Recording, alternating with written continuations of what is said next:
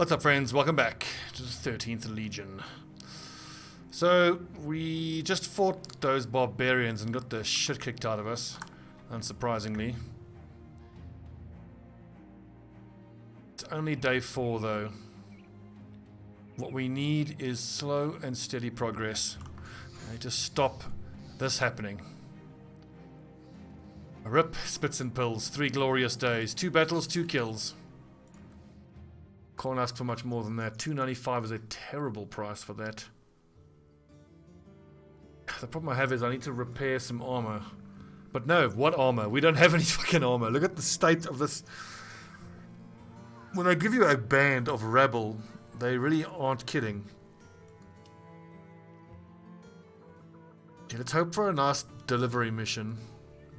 Hunt down with terrorizers. I need a bit of money. Kevin to Schneeberg, that's 2 days to the west. That's a nice payday. That's tempting. In fact, I might even try it. Because it's quite likely we'll have to give it up. Actually, no, I can't do that. I've only got 1 day worth of crowns. I'm a lot more willing to take on risky caravan guarding missions because sometimes you just get lucky and you end up not having to fight at all.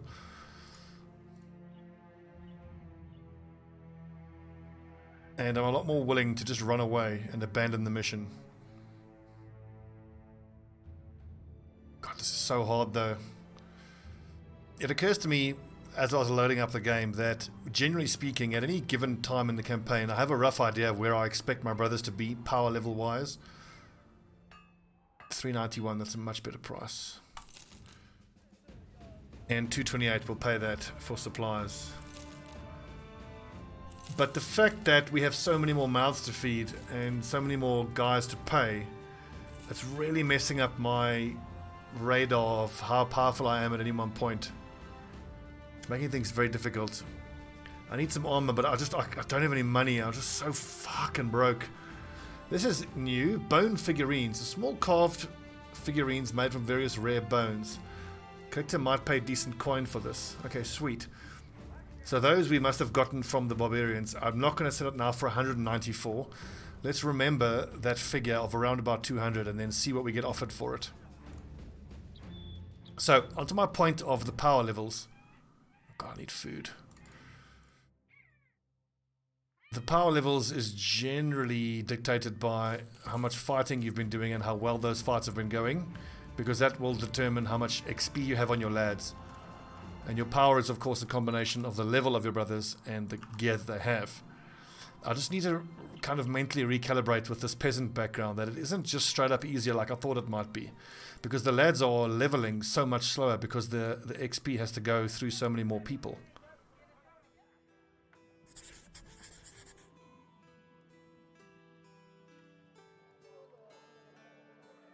This is going to be a hard one. Pox victims' graves, so we're probably looking at undead or nachters.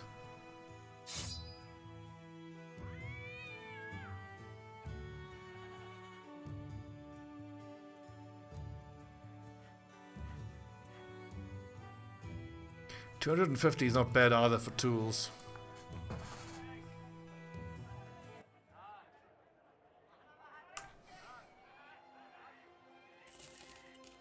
I might actually loop that way on the way back, see if we can't discover something that we can clear out.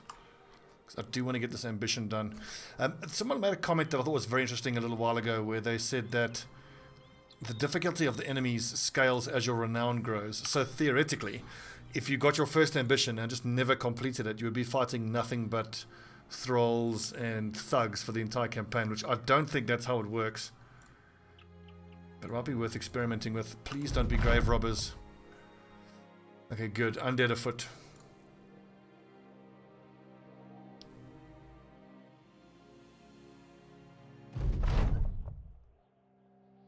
That's a sizable chunk of undead.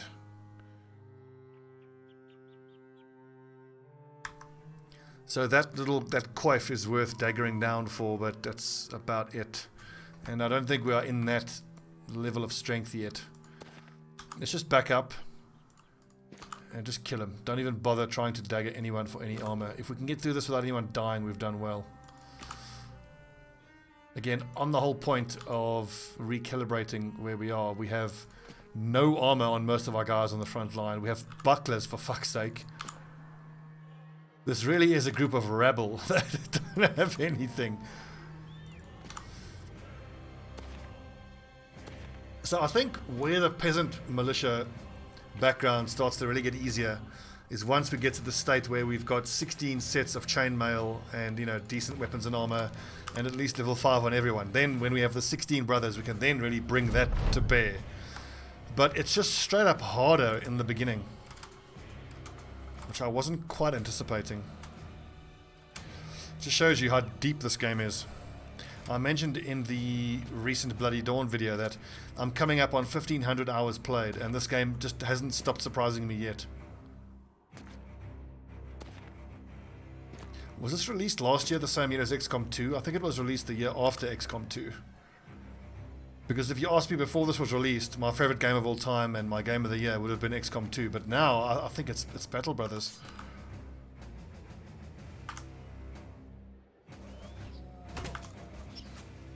Rob Dark One, good slinging. Let's alternate the spear wall.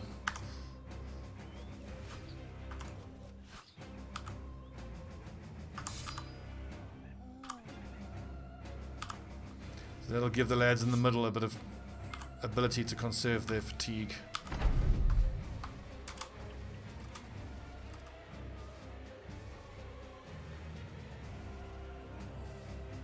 Do I re-spear wall? Nah, fuck it, they're not that dangerous. He said before the zombies eat his face off. That's just a straight waste of fatigue.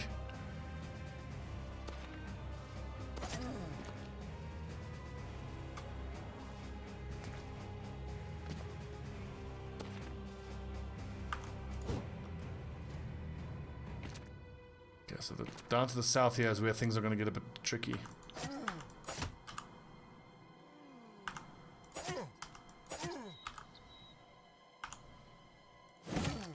Good hit.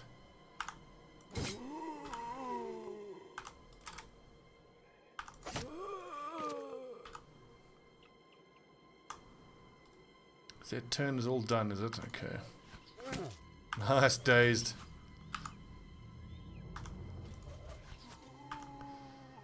%.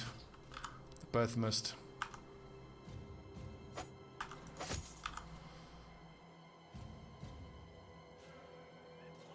The only little bite is it's run Polisko down there and trust support.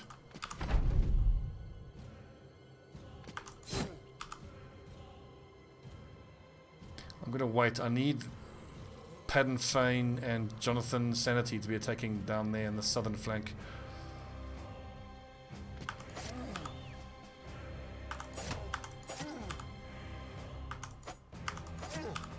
These little militia spears just don't do enough damage. Well done, Leothan. You've hit 1 out of 4 stabs. Fucking useless.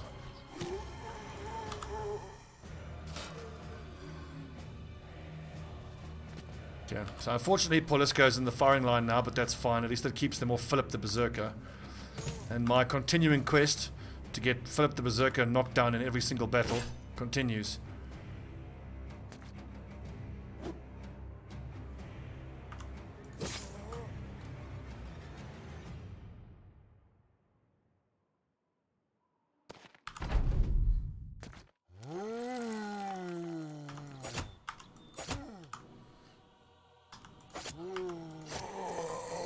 Nice, Ereziel. God, why is that one so fucking hard to hit? There's a super zombie.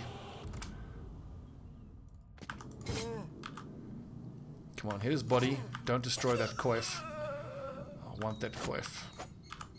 That's 70 head armor, which at this stage of the game is pretty damn good. I like these little slings. I love the sound effect, and it's pretty cool.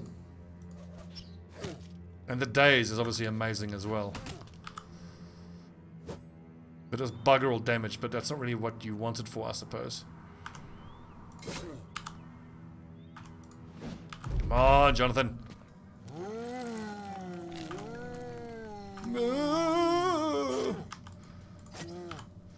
It's been a while since I've done the old hungover zombie. My head. I think if you listen carefully, they're saying, tequila! Jägermeister! Oh, why did I drink Jägermeister? I've been there, Veganger. I feel you.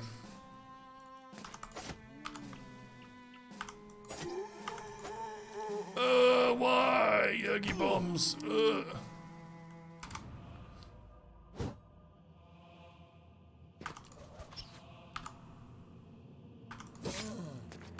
Stabby stab. Good stabby stabbing. Nice. Got a sword out of that.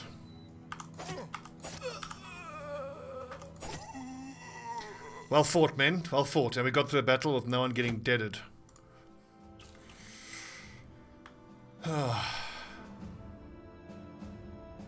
Oh, what happened to Spits and Pills? He came over all dead. Gave him the afternoon off. Right, Paul, let's go. Oh my god, these plus ones. You're fucking killing me, Biggie. Should I make him a 40 at level 2? No, it's not good enough.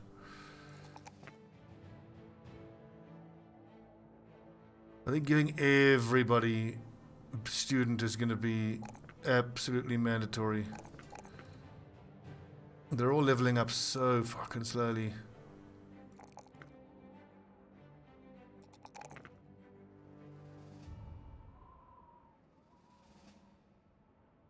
+4 every level.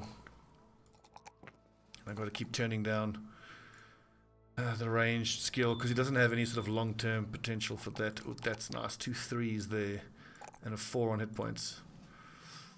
Kalaraca has okay potential, not great potential, it's okay.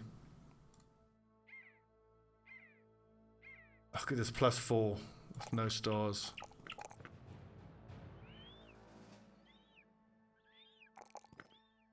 Padden Fane. Dagger Monster. Level 3, Jonathan Sanity. Come on, a nice +3 there. Nice +4 there. He does need the fatigue, but that resolve is just far too low.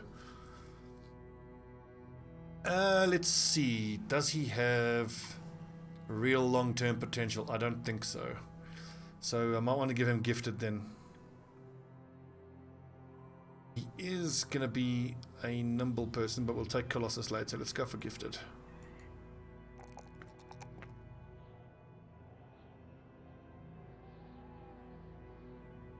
And we will, yes, take the hit points. Right, so that reminds me. I actually didn't even realize that there was a patch that got released pretty much at the same time that the game got released. And there's one line in that patch which is just devastating for me, which is the fact that quick hands no longer applies to shields. So you can't use quick hands to flick a shield back and forth, which just fucking, it ruins me because so much of my tactics for my two-handed guys depends on being able to start with a shield in hand, quick hands to a two-handed weapon, and then smash away. But I can't do that anymore. So now for my two-handed lads, I'm going to have to start with a shield out just to give us something against enemy ranged fighters.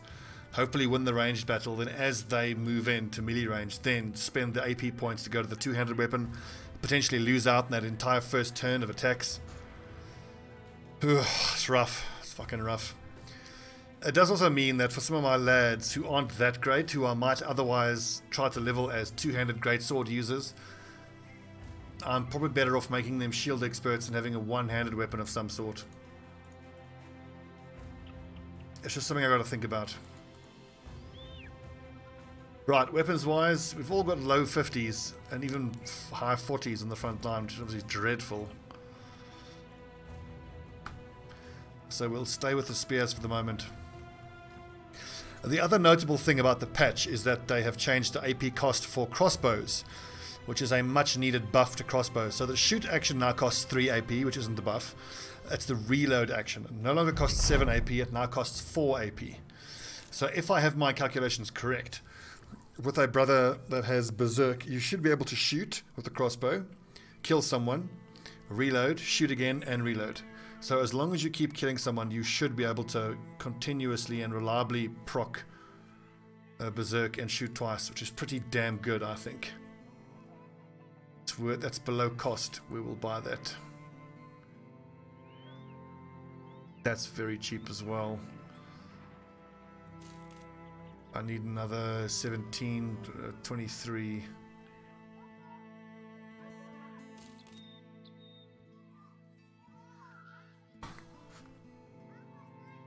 Right, is there a big city we can head to? Yes, there is. Leidestead. So, it's going to be a challenge getting usefulness out of my two-handed guys.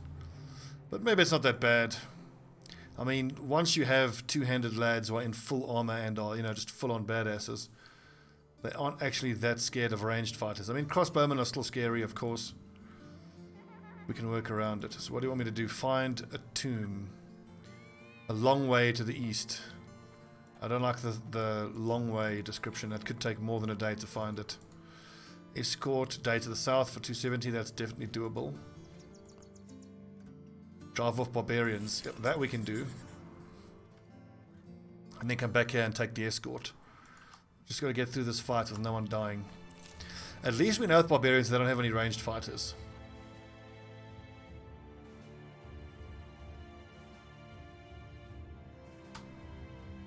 That scared the shit out of me. For a second I thought it was some thralls and some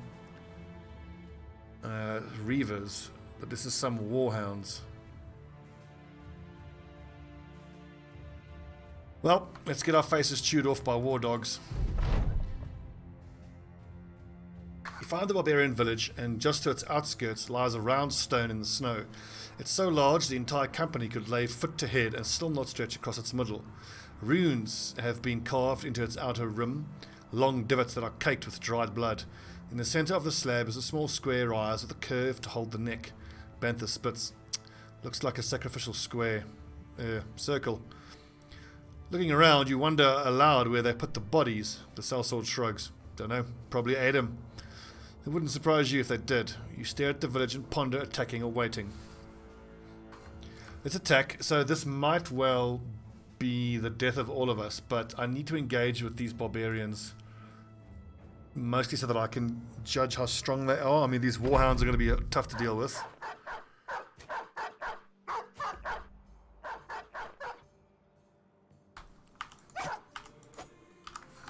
Look at that. I mean, we stabbed him and it's only a third of his hit points. These warhounds are definitely tougher. 18%. And he hits! Well done, Rob Dark One.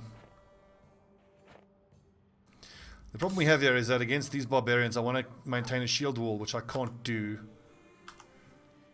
with my rubbish little bucklers. Great hit. Commander Green, well done. Holy crap, this barbarian music is amazing.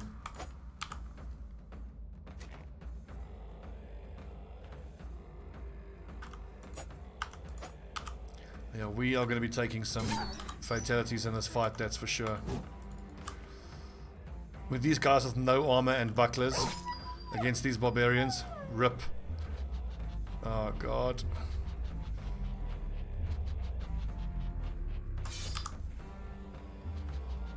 Now let's see if they charge blindly into the spear wall or whether they put their shields up first. Oh, good block. They're waiting even though they used adrenaline. So I suppose that's just a good way to get them to use adrenaline and kind of waste their time. And their fatigue.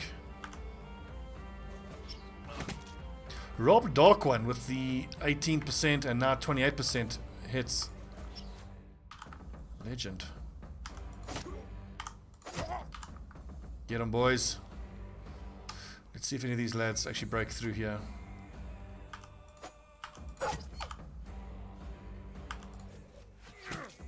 I need to move to allow Jonathan Sanity in there. Come on! Do I keep spear walling? I think I keep spear walling. Philip the Berserk, I hate to say it, dude, it doesn't look good for you. You seem destined to die.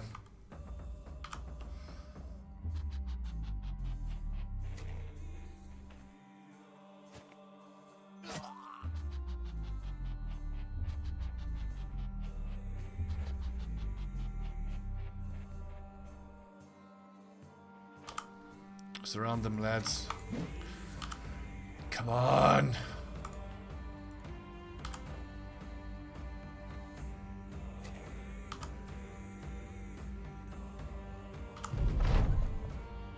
Oh god, here we go. Rip. Rotation. What was that effect that you hit him with? Oh, that's not rotation. That's called Barbarian's Rage or something like that. That's just rotation, though.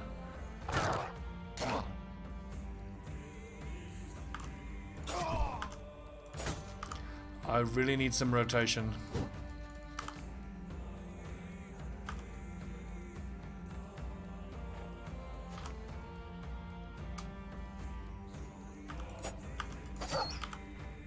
These warhounds are a fucking pain, man. They are hard to deal with. Great hit. Yes, kill! And that now allows Uko to be able to swing his sling. Do I spear wall? No, because he'll just move there. Which forces that guy there. I think I do spear wall. Oh, rip on Leothan.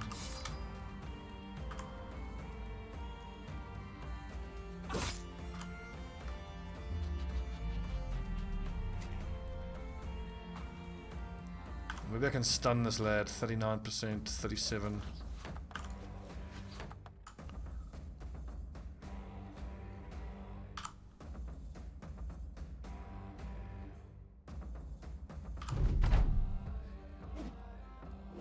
No!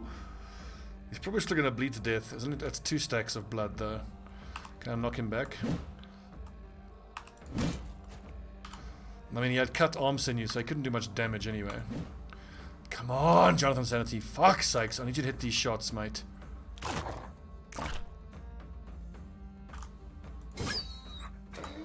Well done.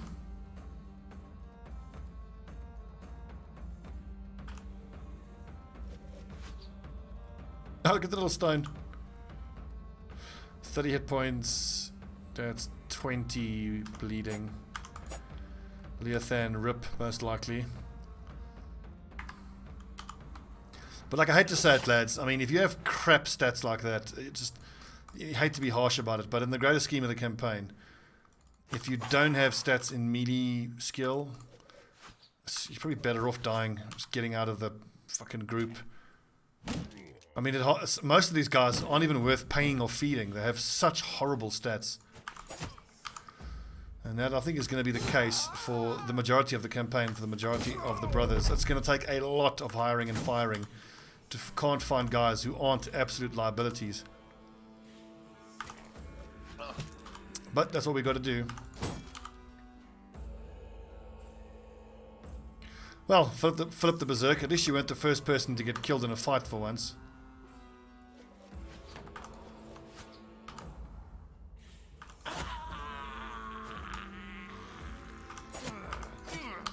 Done.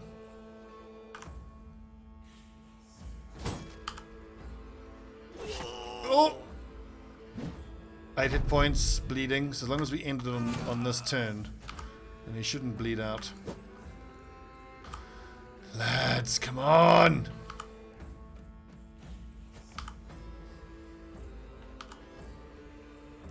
He doesn't seem to take any morale hits when he gets surrounded. I think he's got like some sort of passive skill of bravery or something like that.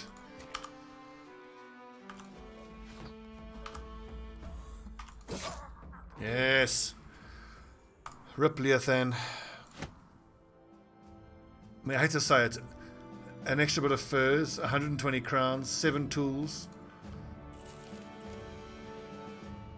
You know what? I wonder if we weren't actually better off at the start of the campaign just firing half our lads and getting down to 6 brothers. Because it has been so hard having all these extra mouths to feed and salaries to pay.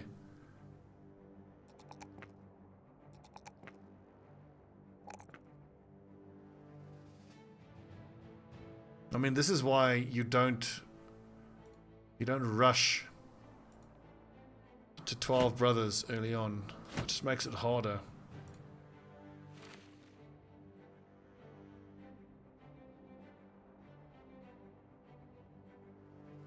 Antler Cleaver, 20 to 30, 20 to 30, 50 and 75, 35 and 75.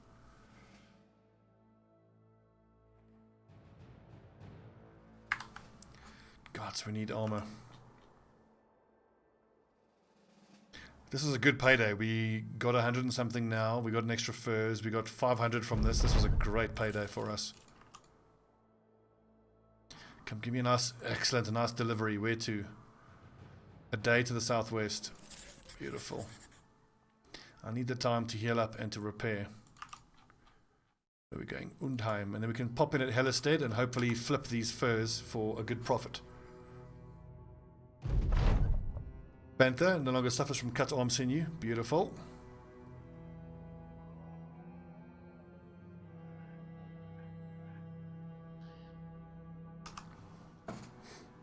We can hopefully get up to like 1200 or like 1000 gold if we can get a good profit for those furs.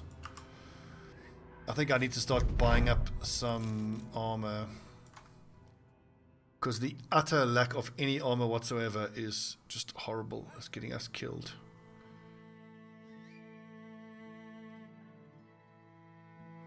Another delivery. Beautiful. Where to? A day to the south.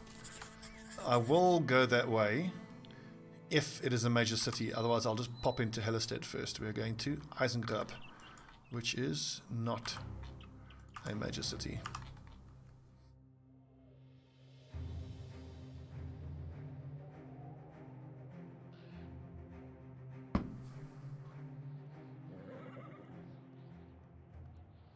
Oh, they also sell furs. Oh, waste. The 320 is more than I'm willing to pay for padded leather, but padded leather and full Aketan caps is like the minimum, you know, like tier 1 armor that I look to get onto my lads. And we're not going to look to recruit anytime soon.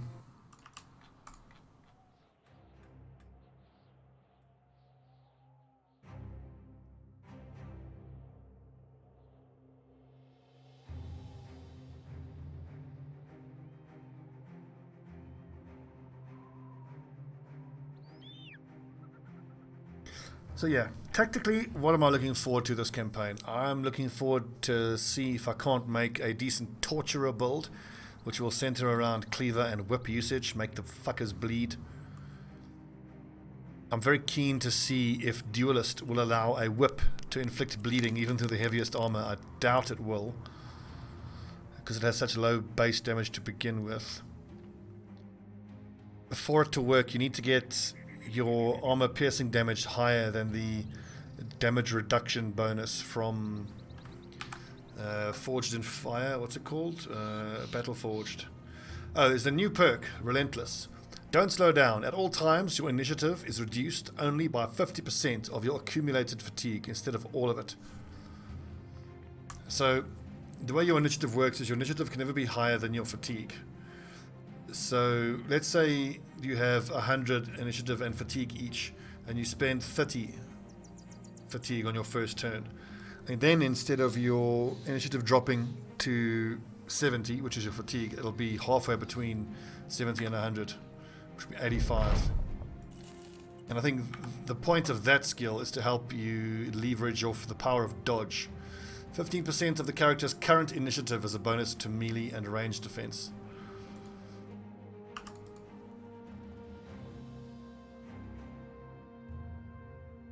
For the tracks, return the lockbox. How are we in fighting shape? We've got a couple wounds. I think we take it on. But I have to wait till the morning to buy some food.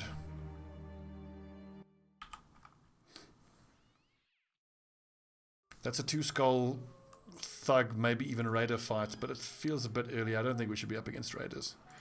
284, are you kidding me? I can make such a nice profit off of that. 93, 77, damn. Well, we don't need that shite. So we are set up to make a friggin' fortune. We can get over 400, that's 1200 each. We can make, we're carrying like over 2000 gold worth of resources. And if a collector pays for those bone figurines, we are going to be minted. I just got to survive until I can cash that all in. I don't know why I'm looking to hire 10 lads. There's still too many at this stage.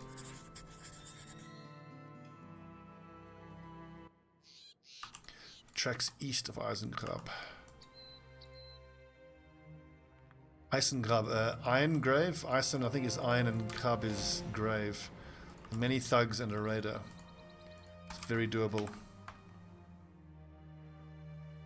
But we have no armor whatsoever. Do we have any method of stunning that raider? No. All of the hit chances. 69 here on Jonathan's sanity. I need him on that hooked blade.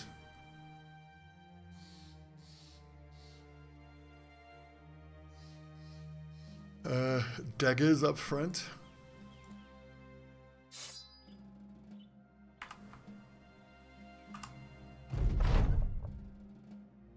At least there's no necromancer to deal with. I'll be happy about that. And he's carrying a hooked blade. Okay, the rest of these nerds won't be that hard to deal with, and luckily the raider is next to our only guy with any sort of armor whatsoever, which is Paul Lisco. I don't see myself realistically being able to dagger down the raider for his armor. Do we move forward and engage? I think we do, because then I can chuck Pad and Fein up on the high ground. Let's wait for the thugs to move forward though.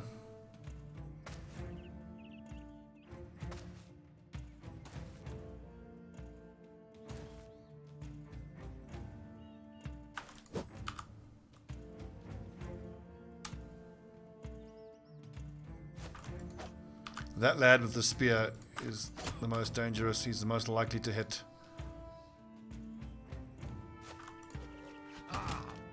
Nice, Uko. So Jonathan's sanity is our one shining light in this whole group. He's the only lad who doesn't have absolutely horrendous melee attack skill.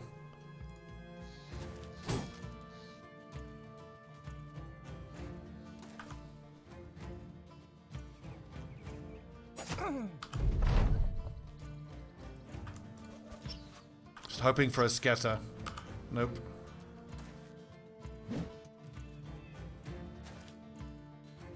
Interesting, I would have thought he'd go there or there. Archie for Bantha. Big Archie for Bantha. Big Archie for Commander. See, we have no armor whatsoever.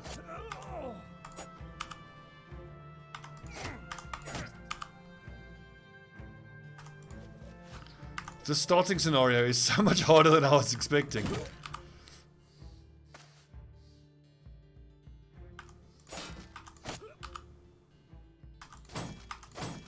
Die, you fuck.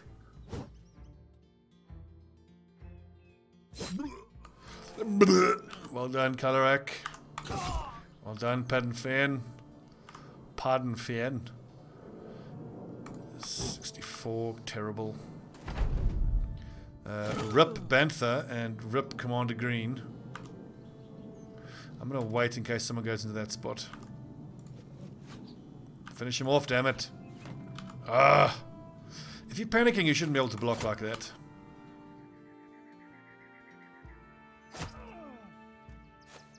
Yeah, at least Bantha survived.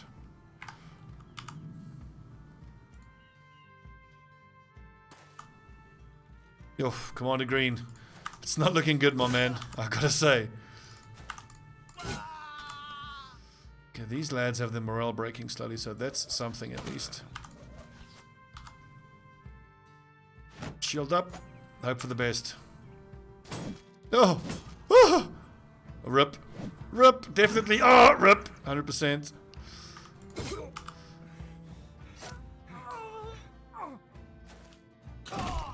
But you know, if you look at the background, of course you're going to take a lot of fatalities early on. You have lads that are absolutely rubbish. And you have no gear whatsoever. Oh, thank you for that, Brigand Raider. That's very kind of you. That's where I want it to be anyway.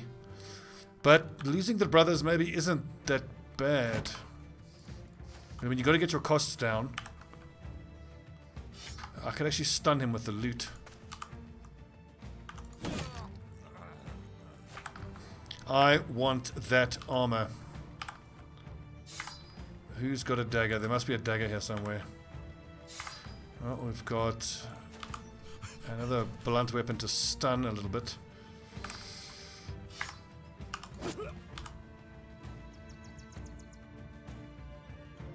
Well, there's a buckler there I can pick up, so that's good. Do I need to punch him? I do not. I need to just shield up and stay alive.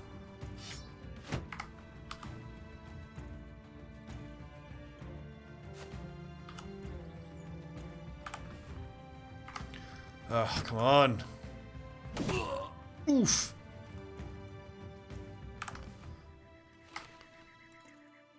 Should have thought about that net earlier. Do you only have one dagger here?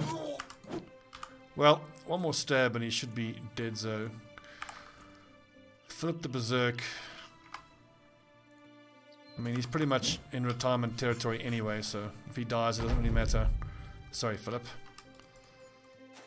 Come on, panic, you bastard. And now I can't fucking stun him. Damn, I'm an idiot.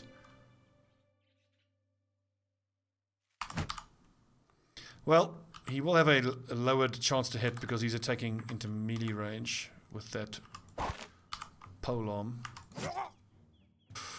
Polisco just ran out. Oh, dodged. I don't even want to stun him. It's going to damage his armor.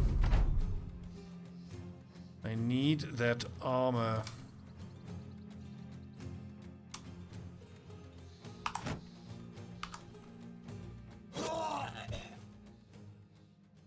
Rip, Commander Green. We got the leather armor and the padded dented nasal helmet. That's annoying. It gave it to us with only 34 hit points, but I did not touch his armor. His armor was 100%. So that is a touch annoying. Okay, Commander Green. Oh, Jonathan Sanity rather. I think it's time you take your position on the front line. We just don't have any front line, boys. 69 accuracy. He can use... Hell, he can use a hand axe. And look at that nice damage. 64, 26. He'll only be able to attack twice and then he's too exhausted. 10 fatigue. Wow, it used to be 7. That's been changed. Now 3 turns of attacking with a sword. Hopefully we can get our hands on a falchion that he can use. Resil Dark. Yeah, for all these guys who don't have any sort of outstanding stat distributions, we'll just go student, gifted, fast adaptation, shield expert, everything we can just to make them as useful as possible, as quick as possible. Fatigue is fine. He needs resolve. I want 50 resolve. Now, Pattern Feign, my dagger lad.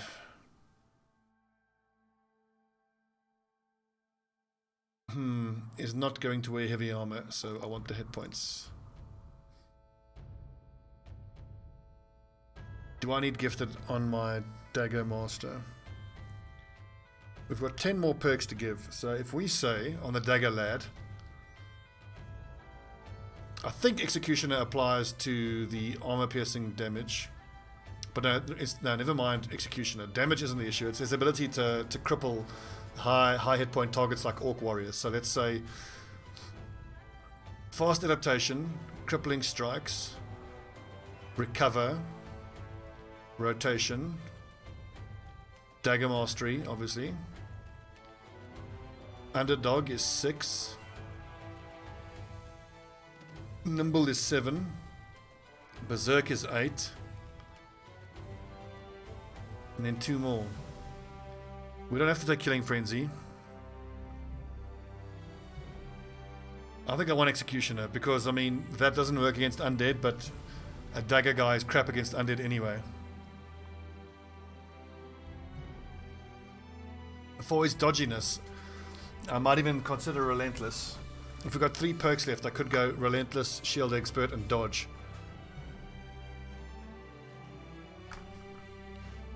We'll think about it.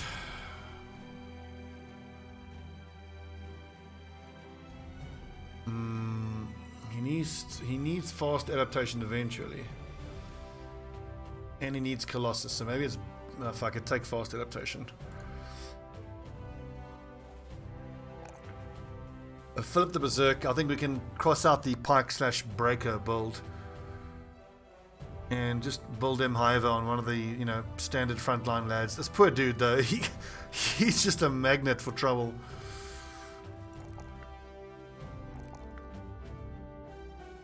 Poor lad.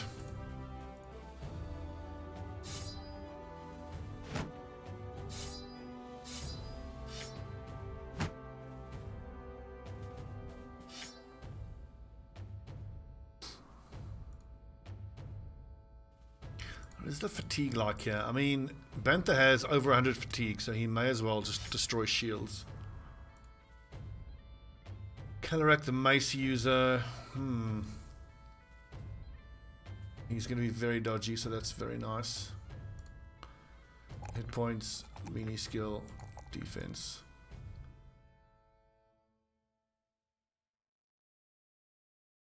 He might do well with fast adaptation. We use him as a winged mace fighter, the one-handed mace.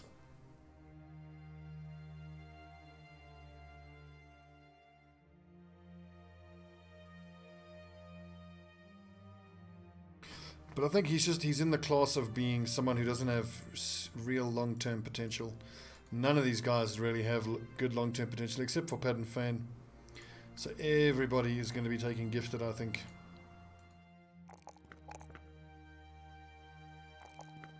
Okay, Calorak needs to go to the front lines. He's got decent defense.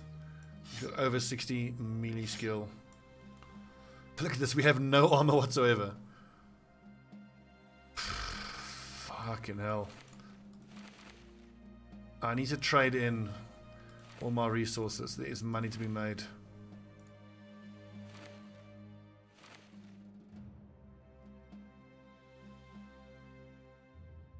So let's see, 40 to 60, 40 to 70, plus 10 chance to hit, plus 5 chance to hit. I think I prefer the Warfork.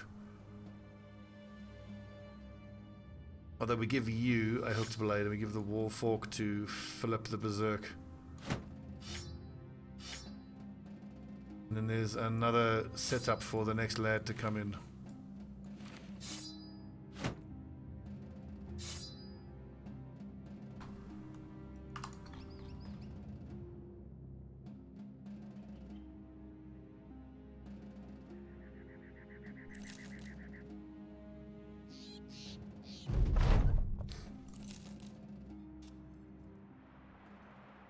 $166, you don't turn that down. That is amazingly cheap.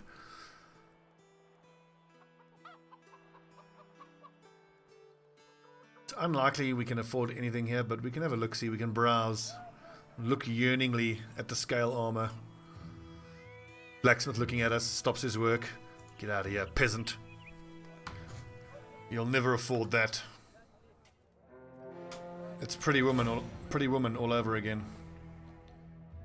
Let's keep heading south and see if we can't find a good price for our trade goods.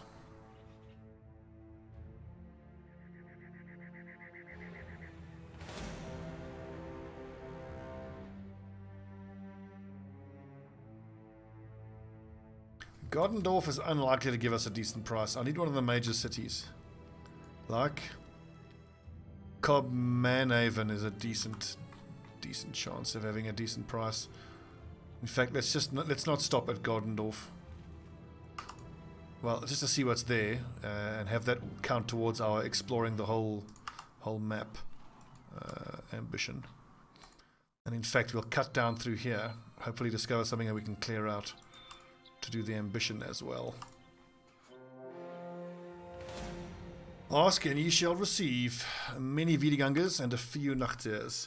Okay, so we've discovered it, but we're not quite yet in the kind of position where we can actually clear it out. Hopefully now this will make us the 2,500 gold we need.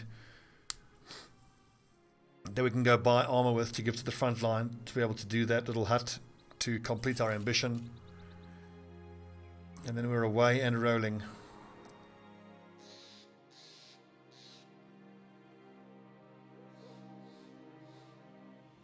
Two food to spare. Perfect. Oh, baby. Bought for 260, selling for 460. Cha-ching. Oh, yes. Please. Gimme.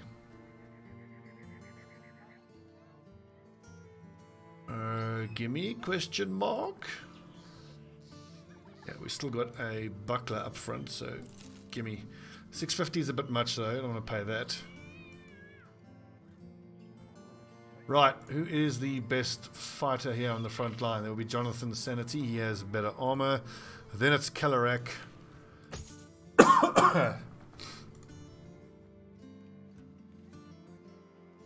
Then actually Bantha, because of his huge fatigue, makes him a bit more valuable.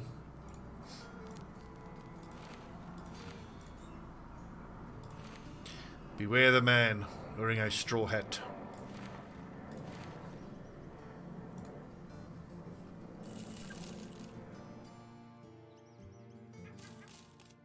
Don't need any of that stuff.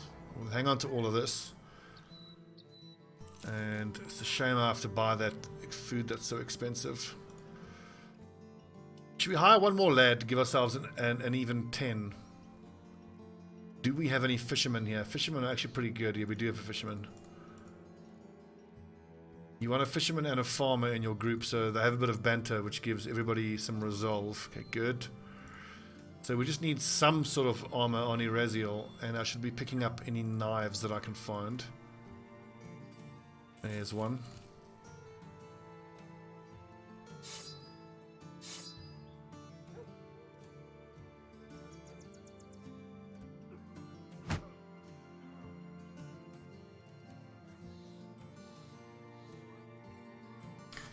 I think I can afford to repair all this stuff.